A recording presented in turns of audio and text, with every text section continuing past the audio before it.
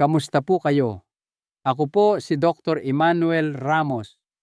Sa mahigit 30 taon ng aking pagiging espesyalista sa kalusugan ng mga nakatatanda at sa pagtataguyod ng sigla sa ating mga huling taon, inilaan ko ang aking karera sa pagtulong sa libu-libong pasyente sa buong Pilipinas na muling makaramdam ng lakas, koneksyon at kumpiyansa.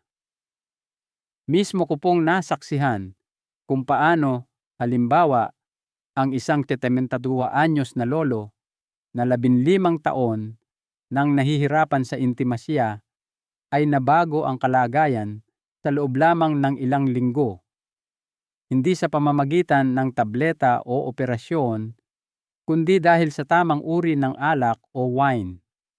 Ngayon, nais kong ibahagi kung paanong may 4 na partikular na uri ng wine na makatutulong na linisin ang mga bara sa daluyan ng dugo, ibalik ang malusog na sirkulasyon, at muling panumbalikin ang init at pagiging malapit sa isa't isa na inaakala ng marami ay tuluyan ng nawawala pagkatapos ng edad 60. Ang natuklasan ko sa loob ng 30 taon kong panggagamot ay maaaring makagulat sa inyo. Ang intimasya pagkatapos ng edad 60 ay hindi basta-basta naglalaho. Kailangan lamang nito ng tamang uri ng suporta. At minsan, ang suportang iyon ay nagmumula sa hindi inaasahang lugar, ang inyong kupita ng wine. Bagamat itinuturing ng karamihan ang wine bilang simpleng luho, ilang sinaunang uri nito ay mayaman sa mga sangkap na natural na nagpapaganda ng daloy ng dugo, nagpaparelax ng mga daluyan ng dugo, at muling nagpapaningas ng pagnanasa ng walang gamot, walang masamang epekto o mga nakakailang na usapan. Gayunpaman, piling-pili lamang na mga wine ang tunay na nagbibigay ng mga resultang ito. Kaya bakit nga ba napakalaki ng nagagawa ng 4 na uring ito, at paano nila kayo matutulungang muling maging masigla sa inyong sariling katawan? Iyan mismo ang ating tatalakayin. Ngunit una, hayaan ninyong ipakita ko kung bakit napakabisa ng mga wine na ito, lalo na sa katawan ng mga lampas sa 60 anyos, at kung paanong ang isang simpleng ritual ay nakapagpabago sa buhay ng libu-libong nakatatanda. Habang tayo ay tumatanda patungo sa ating edad 60 at 70, may mga banayad na pagbabagong nagsisimulang maganap sa loob ng katawan. Mga pagbabagong hindi napapansin ng karamihan hanggang sa magsimula itong makaapekto sa kanilang pang-araw-araw na pakiramdam. Isa sa pinakamahalaga rito ay ang nangyayari sa ating mga daluyan ng dugo. Sa paglipas ng panahon, maaari silang magsimulang kumipot-tumigas at mawala ang pagiging nababanat na dating nagpapahintulot sa malayang pagdaloy ng dugo. Hindi lamang ito issue sa puso. Naiimpluwensyahan nito ang lahat mula sa inyong enerhiya at linaw ng isip hanggang sa isang bagay na tahimik na pinagdaraanan ng marami, ang pisikal na intimasya. Narito ang isang bagay na sinasabi ko sa bawat pasyenteng pumapasok sa aking klinika. Kung kayo ay lampas ay tana at nahihirapan sa koneksyon o pagkasabik, malamang na hindi ito problema sa inyong mga hormon o pagnanasa. Ito ay problema sa inyong sirkulasyon. Kapag ang dugo ay hindi makarating ng maayos sa ilang mga bahagi ng katawan, lalo na sa mga may kinalaman sa intimasya, maaari ninyong mapansin ang malamig na mga kamay o paa na bawasang pakiramdam, mas mabagal na pagtugon, at maging ang emosyonal na pagkakalayo sa inyong kapareha. Hindi lamang iyan simpleng pagtanda.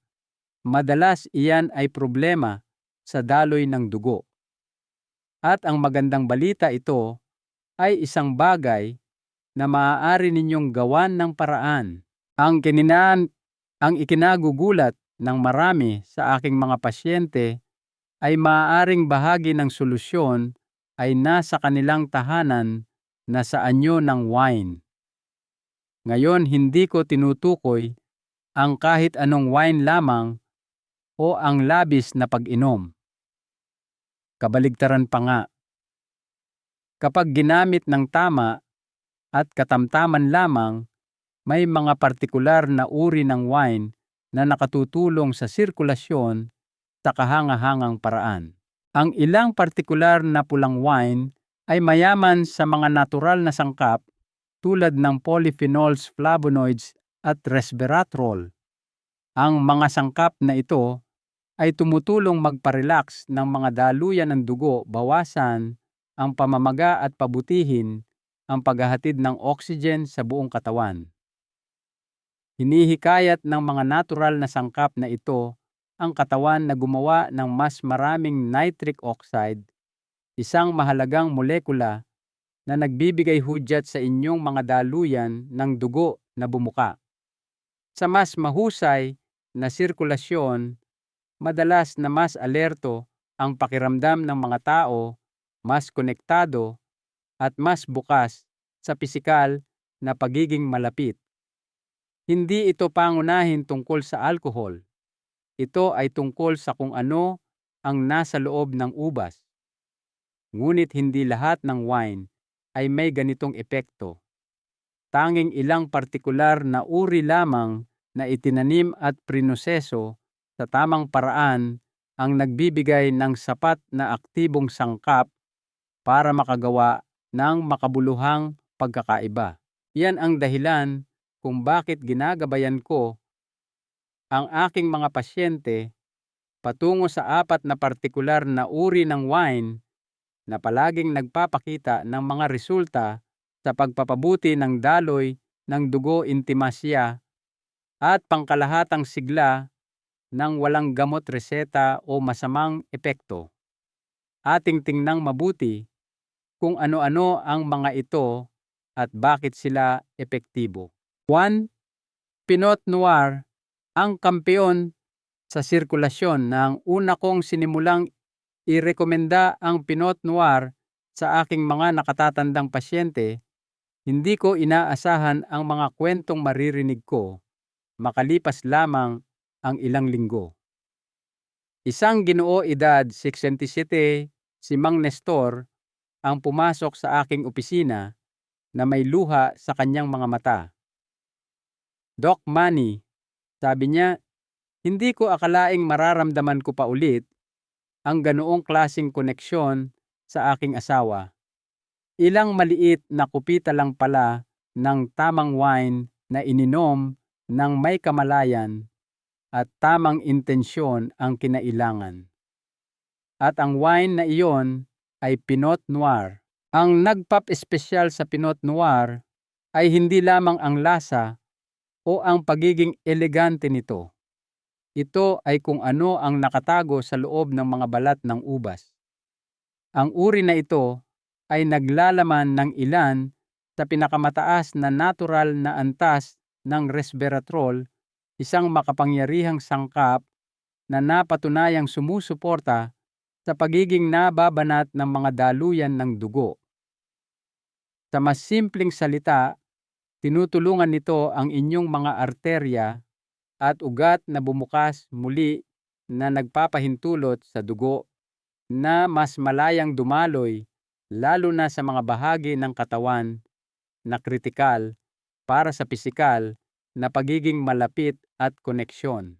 Sa ating pagtanda, ang ating mga daluyan ng dugo ay may tendensyang tumigas. Hindi ninyo iyon kasalanan. Bahagi lang iyan ng biyolohiya. Ngunit kapag bumagal ang sirkulasyon, lahat ng iba pa ay nagsisimula na ring magbago. Maaari ninyong mapansin na mas madalas nang nanlalamig ang inyong mga kamay at paa o mas mabagal kayong tumugon kapag inaabot kayo ng inyong kapareha. Ang intimasya ay maaaring maging mas mekanikal o mas malala mawala na at madaling isipin na ganoon na lang talaga ang mga bagay-bagay. Ngunit paulit-ulit ko nang nakita na hindi kailangang maging ganoon. Sa ilang unsa lamang ng Pinot Noir, ilang gabi sa isang linggo kasabay ng malusog na pamumuhay ang aking mga pasyente ay nag-ulat ng mga kapansin-pansing pagbabago. Mas mahimbing ang kanilang tulog. Nagigising sila na may mas maraming init at enerhiya. At sa mga sandaling pinakamahalaga muli silang nakakaramdam ng sigla, hindi lamang sa kanilang katawan, kundi pati na rin sa emosyonal. Ang Pinot Noir ay epektibo dahil ito ay banayad.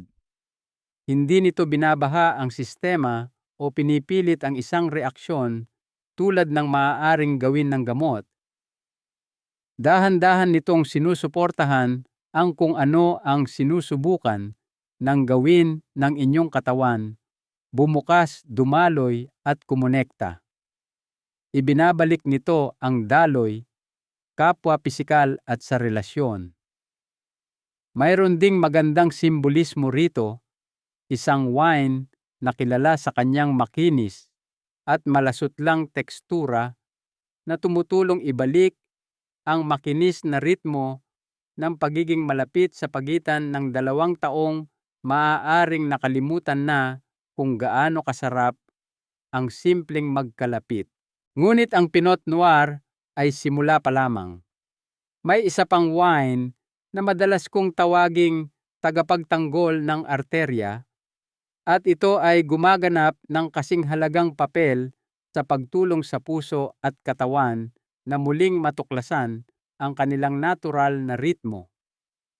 Maaaring magulat kayo sa kung ano ang nagpapabisa rito at kung bakit ito ay lalong kapaki-pakinabang kapag ininom bago matulog. 2. Cabernet Sauvignon, ang tagapagtanggol ng arterya. Naaalala ko ang isang partikular na mag-asawa na pumunta sa akin. Siya ay 70, si Mrs. naman ay 68, mahigit 40 taon ng kasal at mahal pa rin nila ang isa't isa. Ngunit nitong mga huli, may nagbago. Sabi ng lalaki, para bang may pader sa pagitan namin. Hindi emosyonal kundi pisikal. Gusto kong mapalapit sa kanya pero hindi na sumusunod ang katawan ko tulad ng dati. Nakikinig akong mabuti at isa sa mga unang bagay na inirekomenda ko ay ang pagdaragdag ng kaunting Cabernet Sauvignon sa kanilang lingguhang rutina. Hindi bilang inuming pangtakas, kundi bilang kasangkapan para muling kumonekta. Ang Cabernet Sauvignon ay higit pa sa isang matapang at tuyong pulang wine. Mayaman ito sa mga sangkap na tinatawag na proanthocyanidins, mga makapangyarihang antioxidant na tumutulong protektahan ang panloob na bahagi ng inyong mga daluyan ng dugo, pinapanatili silang mas nababanat at gumagana ng maayos. Ang pagiging nababanat na ito ay mahalaga habang tayo ay tumatanda, lalo na pagdating sa pagpapanumbalik ng malusog na daloy ng dugo sa buong katawan, kabilang ang mga bahaging pinakamahalaga para sa intimasya. Nakikita ninyo ang puso ay nagbobomba ng halos 2,000 galon ng dugo bawat araw. Ngunit kung ang inyong mga arterya ay matigas makipot o namamaga, karamihan sa daloy na iyon ay nahahadlangan. Nangangahulugan iyon ng mas kaunting oxygen, mas kaunting pakiramdam, at mas mabagal na pagtugon. Naaapektuhan nito kapwa ang mga lalaki at babae. Ang dating madali ay nangangailangan na ngayon ng pagsisikap, at iyon ay maaaring gawing alaala na lamang ang pagiging malapit sa halip na isang posibilidad. Ngunit kapag dahan-dahan ninyong sinusuportahan ang inyong sistema ng sirkulasyon gamit ang isang bagay na kasing natural at kasiyasya ng ilang onsa ng Cabernet Sauvignon, magsisimula kayong makapansin ng tunay na pagbabago. Ang ilan sa aking mga pasyente ay nag-uulat na nanumbalik ang init sa kanilang mga daliri sa kamay at paa. Sabi naman ng iba, bumuti ang kanilang tulog. Ngunit ang puna na madalas kong marinig ay ito, malapit na ulit kami. Hindi lang sa mga sandaling nagkakasalubong, kundi totoong malapit. Iyan ay dahil kapag ang dugo ay dumadaloy ng maayos, lahat ng iba pa ay sumusunod. Iba ang pakiramdam ng haplos. Ang pagnanasa ay natural, hindi pilit. Ang mga sandali ng koneksyon ay nagsisimulang bumalik ng walang pressure, walang inaasahan, presensya lamang. At mula sa medikal na pananaw, iyan ang isa sa pinakamakapangyarihang resulta na maaari nating asahan.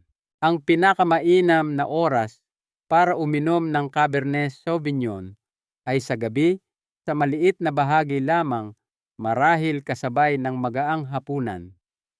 Pinaparelax nito ang katawan, binubuksan ang mga daluyan, at inihahanda ang entablado para sa emosyonal na pagiging malapit. Hindi ito mahika. Ito ay pisyolohiya na sinusuportahan ng kalikasan. Ngunit ang Cabernet ay isang piraso lamang ng palaisipan. May isa pang wine na madalas kong imungkahi, hindi gaanong kilala, ngunit lubos na epektibo sa pagpapanumbalik ng init, pagiging sensitibo sa haplos, at emosyonal na pagiging bukas. 3. Sangiovese ang tagapagbalik ng init. Ilang taon na ang nakalilipas, nakilala ko na ang isang babae na nagngangalang Aling Martha ay 77 anyos, byuda, sa loob ng 5 taon, at kamakailan ay may bagong karelasyon. Sinabi niya sa akin na may halong tuwa at pag-aalangan. Gusto kong makaramdam muli, hindi lamang emosyonal, kundi pisikal. Ngunit parang lahat ay manhid. Ang pagnanais na iyon, ang kahinaang iyon, ay isang bagay na madalas kong marinig. Sa isang tiyak na edad, hindi naman natin kinakailangang mawala ang pagnanasa sa intimasya. Maaari nating mawala ang init na nagpaparamdam dito na natural at kaaya-aya. Nang ipakilala ko kay Aling Martha ang isang simpleng ritual na kinabibilangan ng ilang onsa ng Sangiovese, nagsimulang magbago ang lahat. Ang Sangiovese, isang klasikong Italianong pulang wine, ay isang tahimik na bayani pagdating sa pagpapanumbalik ng init at sirkulasyon. Ang nagpapalakas dito ay ang mayamang timpla nito ng mga flavonoid at isang antioxidant na tinatawag na quercetin. Ang mga natural na sangkap na ito ay tumutulong mapabuti ang daloy ng dugo, hindi lamang sa puso at utak, kundi pati na rin sa balat at mga dulo ng katawan, kung saan nagsisimula ang pagiging sensitibo at pagtugon. Para sa mga lampas isenta, maaaring mga hulugan ito ng pagbabalik ng isang bagay na hindi nila naramdaman sa loob ng maraming taon, ang banayad na init ng koneksyon, ang kilig ng haplos, at ang emosyonal na kaligtasan na dulot ng pisikal na pagiging malapit. Kapag ang dugo ay nagsimulang dumaloy ng mas malaya, lalo na sa mga kamay, paa at pelvic region, hindi lamang ito tungkol sa paggana. Ito ay tungkol sa presensya. Madalas ilarawan ng aking mga pasyente ang pakiramdam na bumabalik sila sa kanilang katawan. Sinasabi nila ang mga bagay tulad ng, "Hindi ko namalayang napakalayo na pala ng pakiramdam ko hanggang ngayon." O nararamdaman ko na ulit ang init sa haplos ng aking kapareha. At minsan, hindi na nila kailangang magsabi ng anuman. Isang tinginan lang sa pagitan ng dalawang tao ay sapat na para malaman ko ang lahat. Ang Sangiovese ay pinakamahusay kapag ibinabahagi. Isang dahan-dahang baso sa hapon, isang tahimik na sandali sa beranda, isang usapan na nagtatagal ng higit sa karaniwan. Doon nangyayari ang mahika nito. Hindi dahil may inaayos ito, kundi dahil sinusuportahan nito ang naroon na ang pagnanais na makaramdam, kumonekta, mapalapit ng walang takot o discomfort. At ginagawa nito ang lahat ng ito ng banayad sa pamamagitan ng pinabuting daloy ng dugo at nabawasang pamamaga na nagmumula sa loob palabas. Kinalaunan sinabi sa akin ni Aling Martha, "Hindi lang ito tungkol sa pagbabago ng katawan ko. Ito ay tungkol sa pag-alala na maaari pa rin akong mag-enjoy sa intimasya, makaramdam pa rin ng sigla." Ang ganoong uri ng transformasyon ay hindi nangangailangan ng reseta. Minsan, kailangan lang nito ng tamang uri ng wine at tamang uri ng sandali. At habang makapangyarihan ang Sangiovese, may isa pang wine na lalong mahalaga, partikular para sa mga kababaihang lampas 60. 4. Dry Rosé. Ang nakatagong hiyas para sa kalusugan ng kababaihan. Ang pangalan niya ay Aling Elena. Siya ay 65 anyos, masigla palabiro at puno ng buhay. Ngunit nang maupo kami para mag-usap ng pribado, na puno ng tahimik na pagkadismaya ang kanyang mga mata. "Mahal na mahal ko ang aking asawa," sabi niya, "ngunit may nagbago. Pakiramdam ko'y hindi ako konektado sa aking katawan at iyon ang nagiging dahilan para lumayo ako." Ang inilarawan niya ay isang bagay na narinig ko na mula sa maraming kababaihang lampas, sinto ang emosyonal na epekto na maaaring idulot ng mga pisikal na pagbabago, lalo na pagkatapos ng menopause sa intimasya. Hindi ito kakulangan ng pagmamahal, kundi isang tahimik na kalungkutan para sa pagiging malapit na dating walang kahirap-hirap. Noon ko sinabi sa kanya ang tungkol sa isang wine na madalas makaligtaan ng karamihan, ang Dry Rosé. Hindi yung matamis na uri na inihahain sa mga party sa tag-araw, kundi ang tunay na Dry Rosé na gawa mula sa Grenache o Mourvedre na ubas.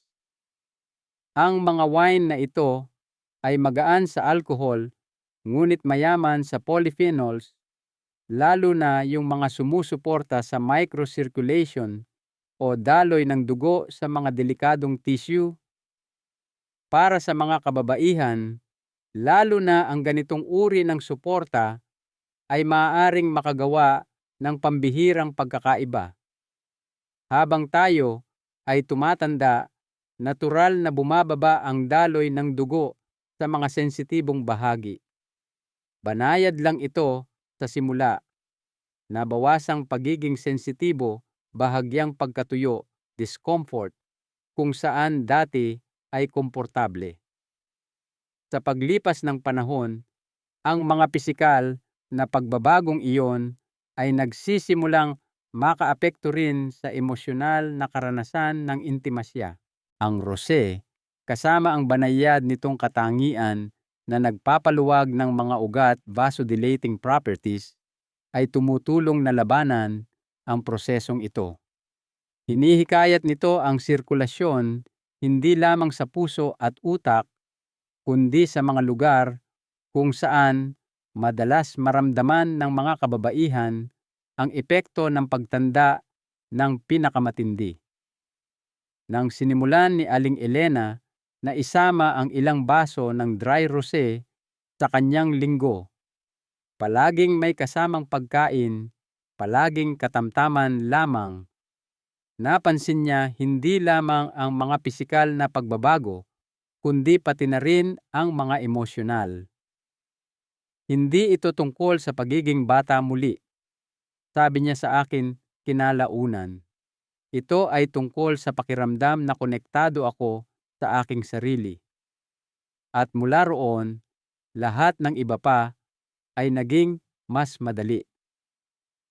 Iyan ang tahimik na kapangyarihan ng wine na ito. Hindi ito sumisigaw, hindi ito nang-aapi. Dahan-dahan nitong ipinapaalala sa katawan kung paano muling makaramdam. At para sa maraming kababaihan at kanilang mga kapareha, ang banayad na pagbabalik ng init-lambot at pagtugon na iyon ay maaaring makapagpabago ng buhay. Nakita ko nang muling naghawak kamay ang mga mag-asawa pagkatapos ng maraming taon ng pagkakalayo. Napanood ko ang mga kababaihan na nagsimulang ngumiti kapag pinag-uusapan nila ang kanilang katawan sa halip na makaramdam ng hiya o pagiging invisible. Lahat mula sa ilang simple at natural na pagbabago na nagbabalik ng daloy ng dugo kung saan ito pinakamahalaga. Isang pangmatagalang pamumuhay ng koneksyon sa nakalipas na 3 dekada, nakatrabaho ko ang libu-libong kalalakihan at kababaihan sa kanilang edad, 60, 70 at higit pa.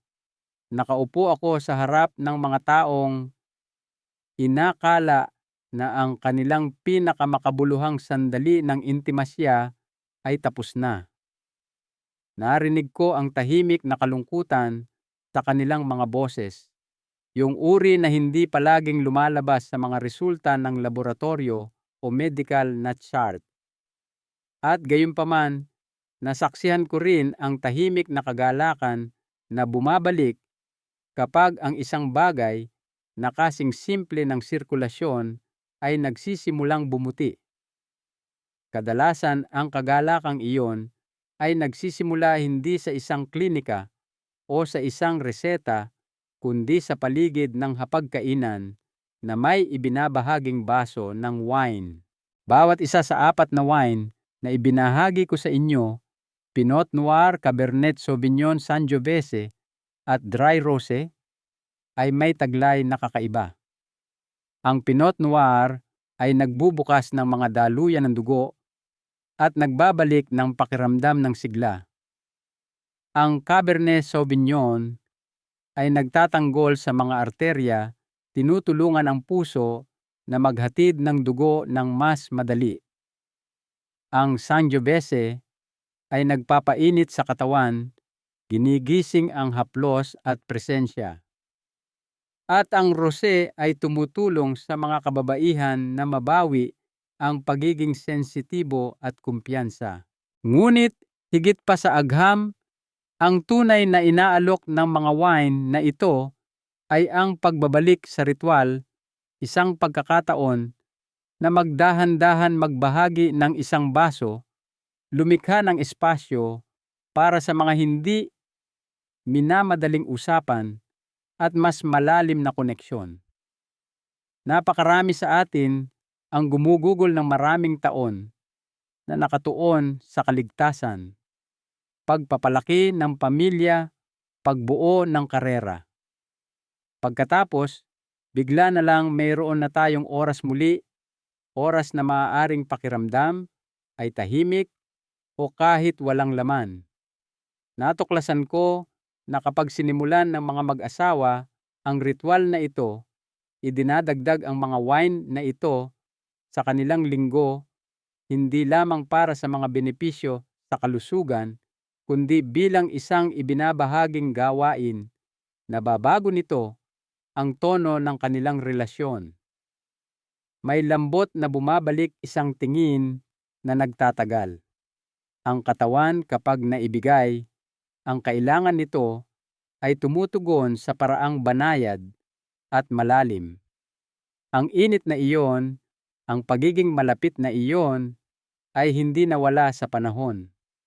Naghihintay lamang itong muling maimbitahan. Siyempre, ang wine lamang ay hindi malulutas ang lahat. Hindi ito isang himala sa bote. Ngunit, kapag isinama sa mga mapanuring pagpili banayad na paggalaw, tapat na komunikasyon at kahandaang manatiling bukas, ito ay nagiging bahagi ng isang bagay na mas malaki, isang pamumuhay ng koneksyon.